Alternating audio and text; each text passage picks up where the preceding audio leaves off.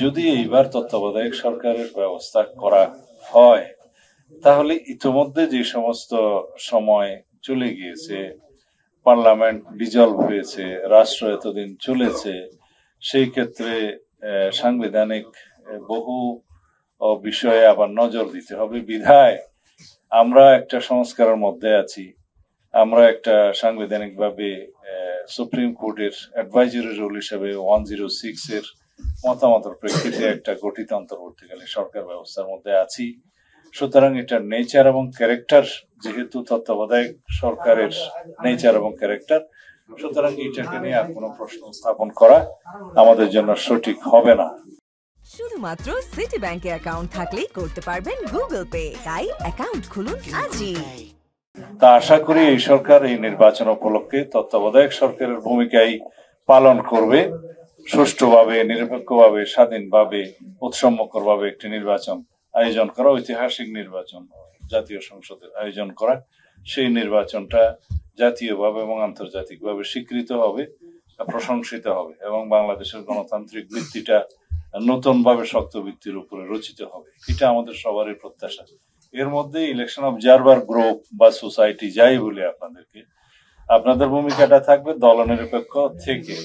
আপনারা জাতীয়ভাবে মানুষের পক্ষে আপনাদের ভূমিকা পালন করবেন এবং আপনারা এই দৃষ্টিতেই কাজ করবেন যাতে ভবিষ্যতে আমাদের নির্বাচনী ব্যবস্থায় যেন অবজারভারদের উপরে আমাদের বিশ্বাস স্থাপন হয়।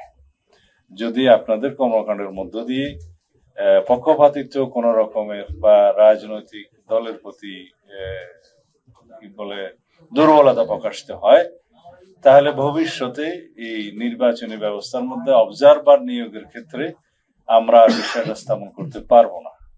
যেভাবেই হোক, যে প্রক্রিয়াই হোক, আপনাদেরকে ইলেকশন অবজারভার হিসাবে নিয়োগ করা হয়েছে শুনেছি। 66টা অর্গানাইজেশনকে দেয়া হয়েছে, আরো হয়তো 15-16টা দেয়া হবে। 64 দেয়া হয়েছে, হয়তো আরো 15-16টা দেয়া হবে শুনছি। তো যাই হোক, এর মধ্যে আবার বিদেশি সংস্থাও নিশ্চয়ই এর বাইরে আছে। হ্যাঁ, তো সুতরাং তারাও আসবে।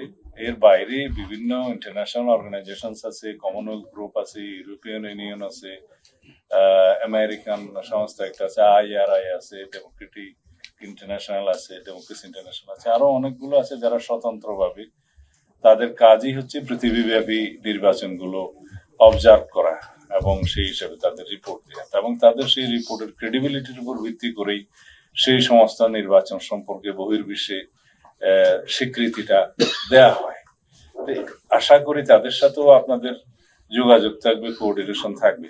ইন এনি ওয়ে আমরা চাই বাংলাদেশের আগামী নির্বাচনটা যেন সারা পৃথিবীতে একটা ক্রেডিবল, একটা বিশ্বাসযোগ্য, একটা স্বীকৃত এবং একটা ঐতিহাসিক নির্বাচন হিসেবে প্রতিষ্ঠা পায়।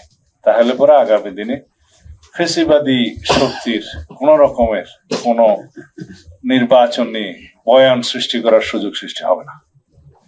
যদি আমরা এখানে কোন রকমের প্রশ্ন উদয় হওয়ার মতো কর্মকাণ্ডে লিপ্ত হই এবং সেটা আমরা যদি উদ্ঘাটন না করি, তাহলে পরে পতিত ফেসিবাদী শক্তি সুযোগ পাবে এগুলো সমালোচনা করার।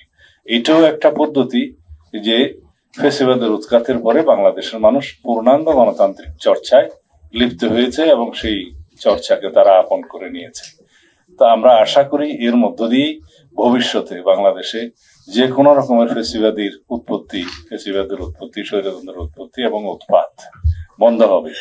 আশা করি আমরা সেরকম আপনাদের অ্যাক্টিভিটিস এর মধ্য দিয়ে সেটা প্রমাণ দেখতে পাবো।